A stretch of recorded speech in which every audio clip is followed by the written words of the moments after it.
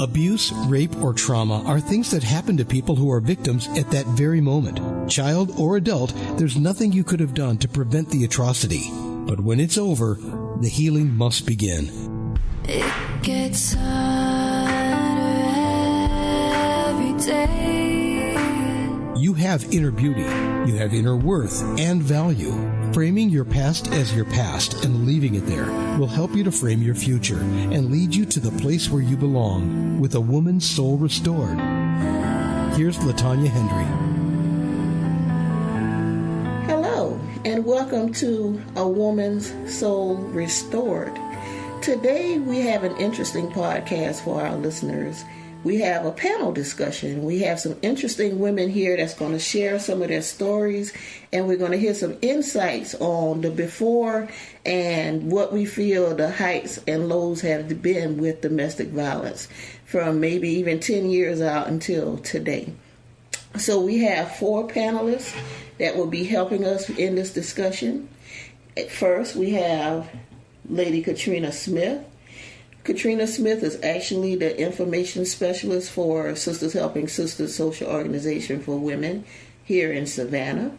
We have Melanie Mason with Rise Up to Build Up, and she will let us know more about her organization and how it came about. We have Minister Shondtel Walker, powerful woman of God, who is a naturalist, among other things, and she will let us know more about her business and her personal story with domestic violence. And lastly, we have Lady Veronica Stanford, who has written a book recently, and former military, and she will give us her story and join in on the panel. So let's just dive right in. First, I would like to thank you ladies for just saying yes to doing this discussion. And how this came about, because recently I saw a story that one of my former guests shared, Kimberly Clark Webb. She shared a story about this pastor that killed his wife, and it was a domestic violence situation, and people don't like to talk about the church stuff. You know, we talk about, when we want to talk about it, we talk about the home stuff, but it doesn't broaden out past home. So we want to just talk about the plights of domestic violence, the past, and where we are today with even response times and sensitivity training as far as officers are concerned. So I would just like you all to start, if we could start with Shondtel. If you could tell us a little bit about your story, what you would like to share, and about your book, because you did write a book as well. I wrote a book called Full of Tears, and Full of Tears was me being full of tears, starting me out as being sexually abused by a pastor. What actually began in a church when I was a young girl, actually about the age of 11, is actually when it first happened. And so the domestic side of it hit. I still say to this day it stemmed from it. Because of low self-esteem, it rolled over into my dating years. And so in dating, my situation in particular was that we went out and we came back, and I wouldn't do what he wanted me to do. And he hit me. And when he hit me, I literally hit the couch. And I remember hitting the couch, but I'll never forget. My grandfather used to always say, he would say, if a man ever hit you once, he'll hit you again. Yes. So just remember, act like you're on fire. Stop, rock, and roll.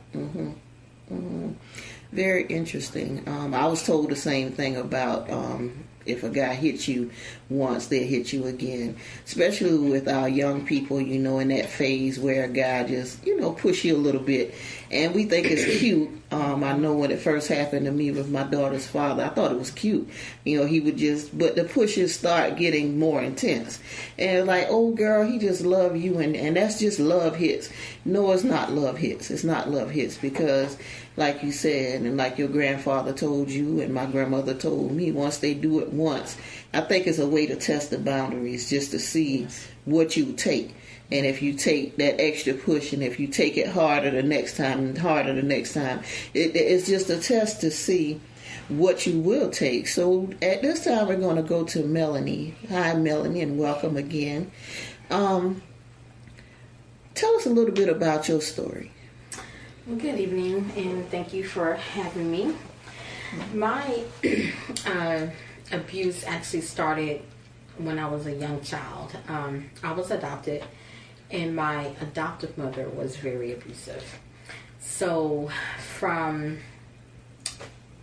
the age that I can really remember, at 4 or 5 years old, being abused, being beaten.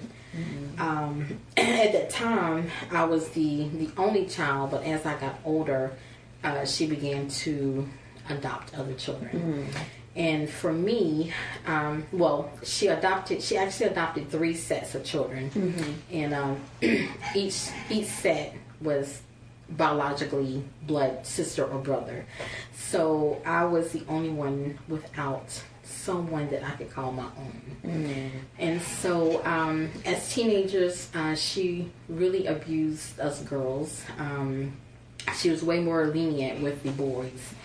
And so as I left home at the age of 19, right after graduation, and I moved to Atlanta, of all places to go. And for me, it was a way to get away from the abuse, the psychological abuse, the mental abuse. And upon me getting to Atlanta, I did get pregnant. And so at that time, I had no idea of how to be a mother, or I had no idea of how to be me. And so my first husband was very abusive also. And so that was years of domestic violence with that. Again, not only physical, but mental abusive, financial abuse. I have 6 children, but 5 of the children are his. And so we've had our fair share of moving from place to place, apartment to apartment, hotels. We've had our share of that. And I think what really broke the straw with him was I was pregnant with my youngest daughter, probably about 6 months pregnant. We had a terrible argument. And that day I remember falling down to the floor, covering my stomach so that he wouldn't kick me in the stomach with my baby. And and of course we still stayed together a few years after that, but eventually we got divorced, and I married my second husband. Now, he wasn't physically abusive, but there was the mental abuse there. And so, and actually our divorce ended. There's one thing I have to say when it comes to abuse, that if you have not taken the time to seek counsel, and I say that because all these years from childhood to teenage to young adult, I didn't realize how angry I was until I started having my children. And then, with my second husband, I ended up catching a felony charge because of a situation. So it landed me with felony charges. And and then after that, we got divorced, but still, as Shondtel said, you have the memories, and you have the mental stigma that follows you. If you haven't dealt with things, properly, and if you haven't, had someone to talk to or just to encourage you, those mental issues still follow you. Yes. And so yeah. Yeah, and that's the thing. You could heal from physical, but the mental because that's in your mind. It stays with you. Yes. And past the scars and past the physical pain, the mental pain takes a lot longer if you don't address it, if you don't talk to someone, seek professional counseling to help with that. It manifests itself in other ways. And at this juncture, we're going to switch to Lady Veronica and let her tell us a little about her story, what she would like to share today. I think my abuse started really with my grandmother. My grandmother was very abusive to me, which led into, sometimes we think, when we grow up with that type of abuse, we think that's someone showing love. Mm-hmm. That's a sign, of love until we get a little bit older and wisdom. Mm-hmm. But my real first experience as far as in a relationship was my children's father.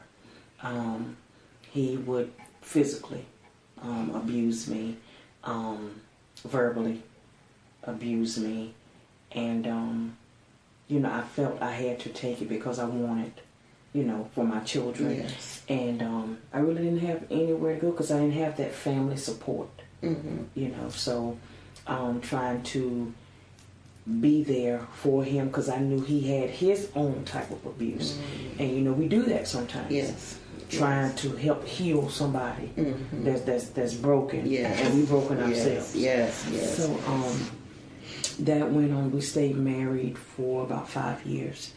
And like Melanie said, what broke the straw for me was one night we were living in townhouse apartments off of Middle Ground.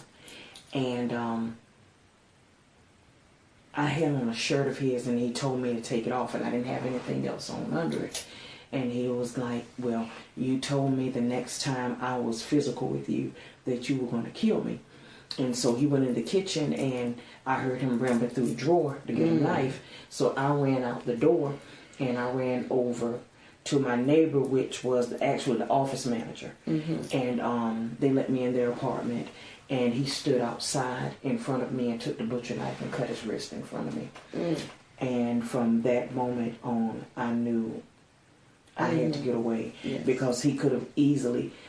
I didn't think in my heart that he would hurt our children because they were in the bed asleep. But he could have easily went back in that apartment and stabbed them. Yes. And so from that moment on, that was 2000. That was, in 2000. Okay. I had to make a decision to leave that situation. And in 2001, we got divorced. Gotcha. At this time, we'll shift to Katrina Smith, which really did not know she was going to be in on the podcast, but we needed the extra person. We had somebody that was not able to attend today, so God works in mysterious ways. Here she is, and she's going to share a little bit of her story at this time. So, Katrina, welcome. Hi, everybody. This is Katrina Smith. My abuse happened when I was in my first marriage in the church. A deaconess, and he was a deacon. In my 20s. Started out really well, but in the latter part, when the Holy Spirit lives in your house, when a person comes in the house, if they done something wrong, it's going to disrupt it. Mm-hmm. You'll notice it. Mm-hmm. And if it's either of us doing what's right, it's going to stay sweet. So anyhow, it got to that point where my house got very cold. Not like a refrigerator cold, the spirit of coldness in there.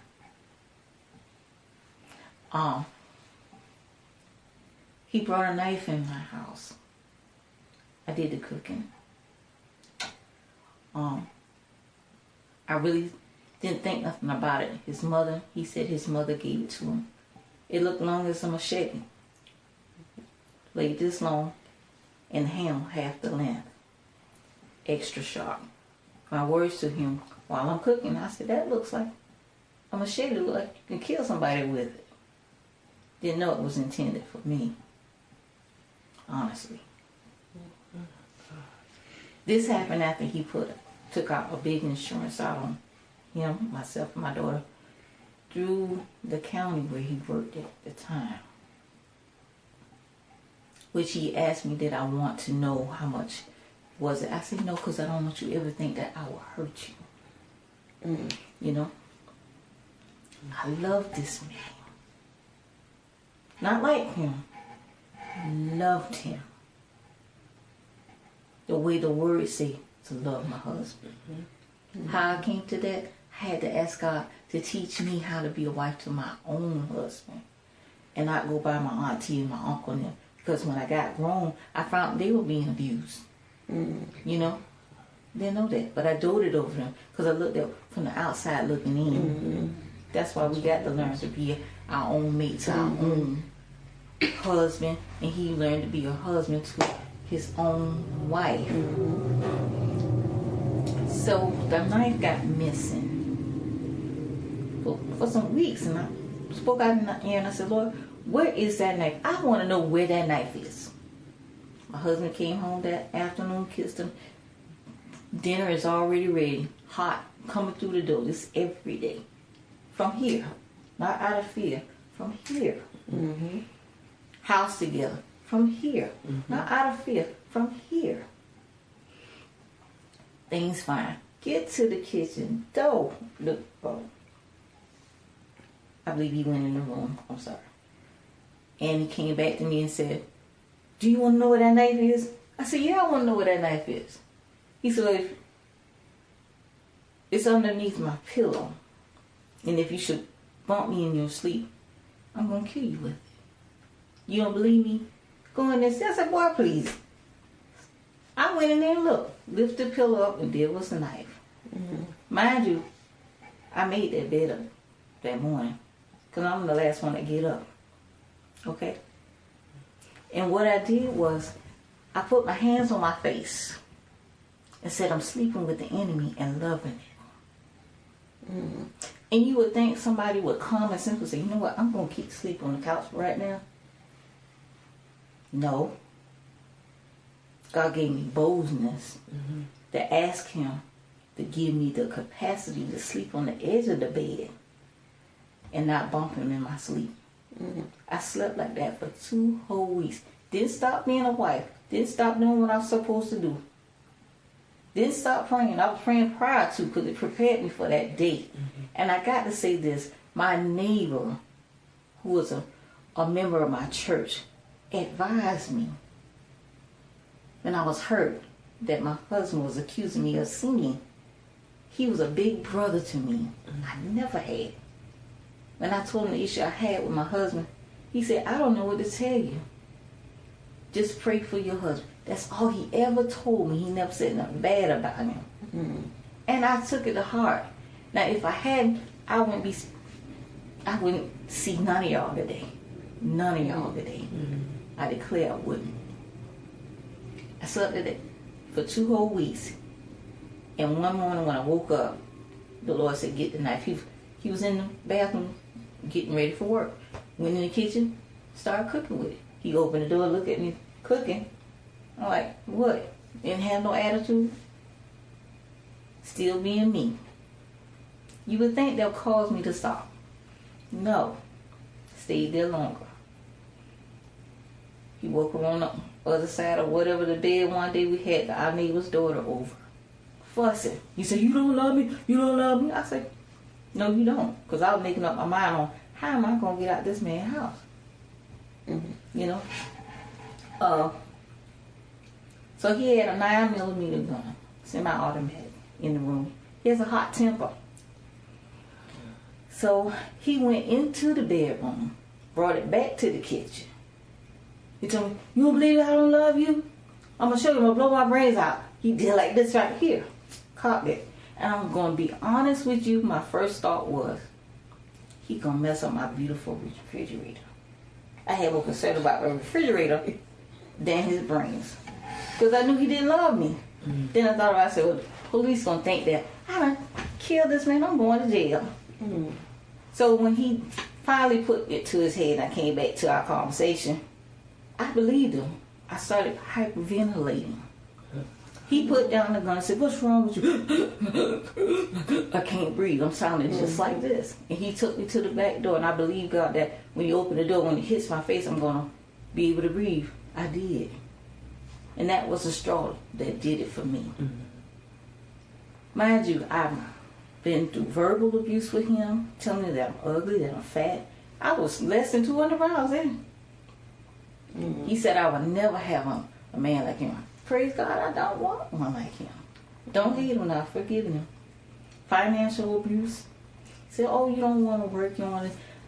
If I can't work during the day, I can't work during the night. Then I guess you want to pay all the bills. He was able to pay them all, but what you expect me to do? What you expect me to do? But yeah, God gave me the courage to pack light. Because I wasn't raised up in a verbal abusive house. My mother then was. But they broke that. They broke that. They didn't extend that to us. Right. And they instilled it in us that, no, we don't play that over here. A man putting their hands on you. Because she told my ex-husband, "Look, don't hurt my daughter. You don't want her, give her back the same way you found her." Mm-hmm. And I praise God for this, because I just want you to know, if you ever be in a household and you're in a relationship, please, if your atmosphere in your house feel cold in spirit, please, you are in a very dangerous situation. Please get out. Pack light, don't look back, don't give nothing, just go. Seek help. And that's the thing about leaving. And sometimes as women, we make the mistake of trying to leave during an argument, which is dangerous. Mm-hmm. Never try to leave during an intense situation where anything can happen. Yeah. Because you're not in the right frame of mind. That person is not in the frame of mind, because both of y'all are arguing. The natural response is flight. Mm-hmm. But you don't need to flight or fight. You need to be still and wait for an opportunity when it's safe to leave. Don't try to leave at that moment, because statistics show that women have been murdered trying to get away during the course of an argument. Mm-hmm. That children had to witness their mother being killed during the course of an argument. That's traumatic on that child, and then that mother's not here anymore. Mm-hmm. Speaking case in point with my own mother, which died at the hands of domestic violence from my father. I never got to know her. One picture of her that I treasure, that picture, because that's all I have of her. But because she wanted the family, like Veronica said, she wanted, because she had 4 daughters, and 2 of the daughters was my father's, me and my older sister. She wanted to be with that one. You know, she didn't want to go to another relationship. So she stuck it out. But in the midst of sticking it out, he beat her while she was pregnant with twins and ended her life through just malice, and collected the insurance and didn't even bury her. My grandmother had to bury my mama. He had done already, moved on to another family. So it's domestic violence is, and we're going to pick this up in the next segment next week, because we are about to end this segment. So we want to continue this discussion to talk about the misconceptions about domestic abuse. People think it's just the hitting, but it goes deeper than that. So join us next week as we pick up the discussion from where we've heard the individual stories, and now we want to get input on where the strides with domestic violence have went from years ago till where they're at now. We want to get in depth with that. So this is LaTonia Hendry, and we're ending for this week. Contact me on email at awomansoulrestored@gmail.com, or on my Facebook page named The Woman Soul Restored as well. So until next week, you all have a blessed week.